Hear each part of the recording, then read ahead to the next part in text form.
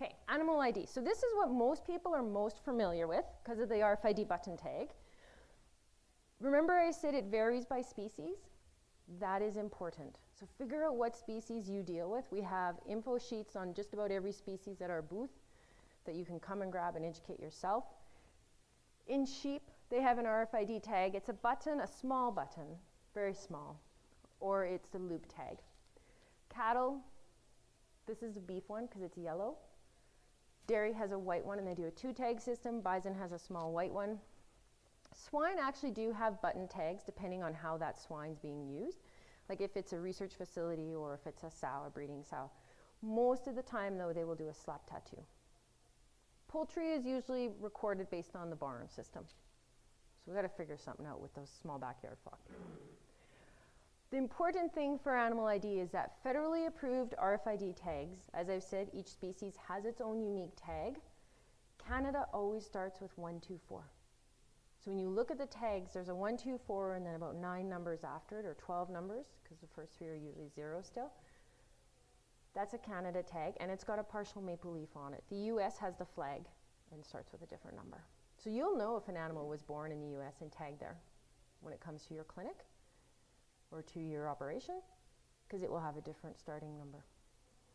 Also, RFID tags do not expire.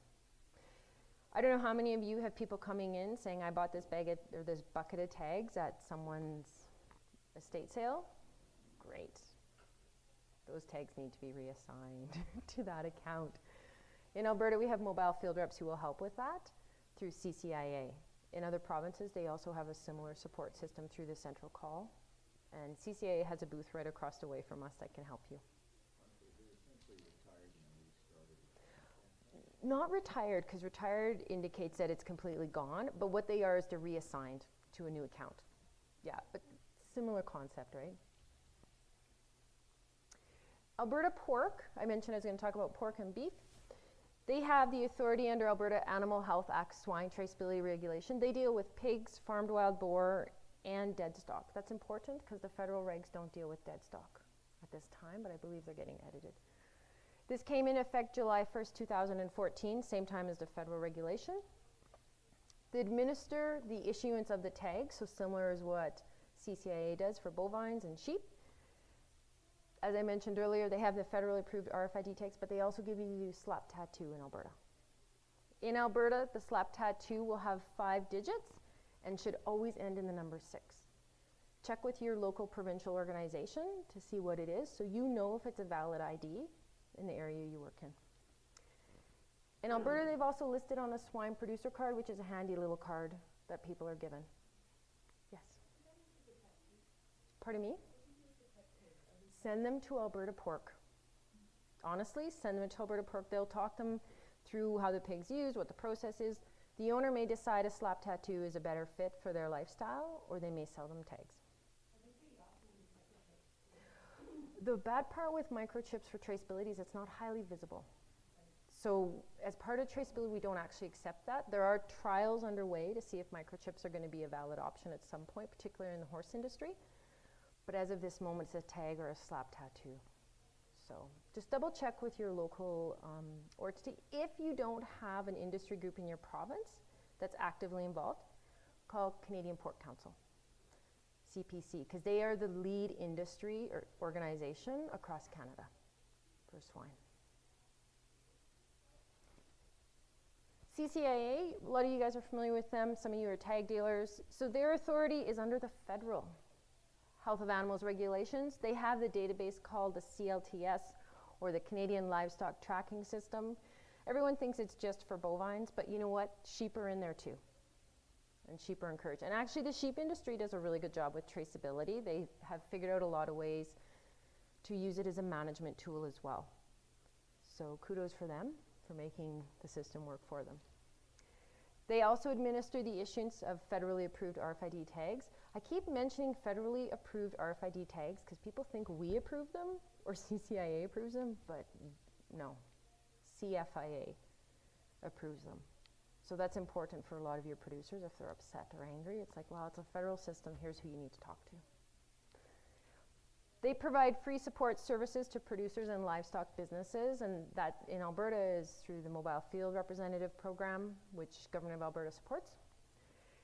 They retire tags. This comes to your tag retirement, both approved and revoked in the CLTS within 30 days of an animal's death. So normally the abattoir will do this, but if there's a problem, they will work with the abattoir and train them up. Anyone who has an issue with the tags, even a producer, can call them and they will sit down, even at their kitchen table, and show them how to use the system. They're at every auction market, every sale day across the province. And their services are 100% free. So please don't think that people have to pay. There are other organizations out there that have been approved to do the same work as them, but they may charge a fee. But the mobile field reps are 100% free. So best practices for commingling sites as it relates to animal ID. Remind the people that you interact with to actually have the federally approved animal identifiers on their livestock. I was at Calgary Stampede a few years ago, and it was pretty exciting for us, you guys.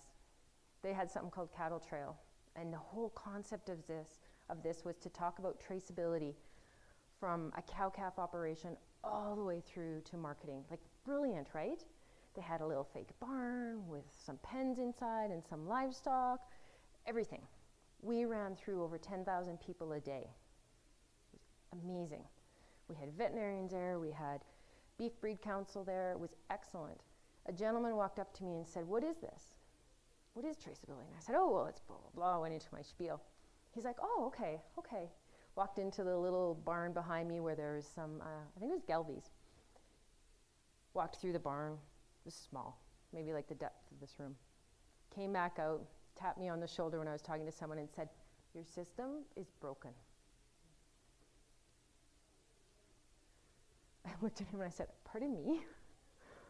And he had an accent too, so I knew he was European. And he goes, "Your system is broken." And I said, "I'm sorry, what do you mean?" And he said, all beef cattle are supposed to have tags, right? And I said, "Yeah." He said, "Not one animal behind you has a tag." Good God. He goes, "And by the way, I'm the Assistant Agricultural Minister from Ireland." Yeah. We try to get into the EU, right? And now we have someone in that high-level position saying, their system sucks. It's broken. Check. Make sure they're tagged. I did actually contact the Stampede and said, "You guys, we're not coming back tomorrow if you don't fix it, because come on.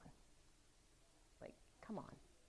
You're one of the most renowned egg societies in the province. You have this world show, you know, but always check. Always check." Invite your local MFR or other industry traceability coordinator like Alberta Pork or Alberta Milk to do electronic read-ins and readouts at your events. So if you're doing something in your clinic or you know of an event happening in your area, I mean, you guys are professionals in the area. A lot of people turn to you as their source of information. Let's be honest. Let them know where to go. These services are free, and it helps reinforce the importance of the traceability and educate people. And again, check. I say this twice because it's so important. It was horrible. It was absolutely horrible.